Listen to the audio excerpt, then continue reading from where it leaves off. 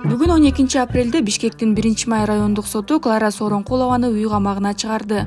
Ал сот залында камактан бошотулду. Буга чейин анын жактоочусу Чынара Жакупбекова ден соолугуна байланыштуу операция жасалганын жана дайыма камкордукка муктаж экенин билдирген. Ал СИЗОдо кармоо шарттары талапка жооп бербегендиктен Сооронкулованын баш коргоо чарасын өзгөртүүнү суранган. Ошондой эле Кыргызстандын акыйкатчысы дагы Сооронкулованын абалына көңүл бурууну өтүнгөн. Гвардия, может, коротко расскажете? Ну, еще коротко, вы же знаете, вы сейчас опять еще лишнее тяхли, ляпнешь и опять окажешься в том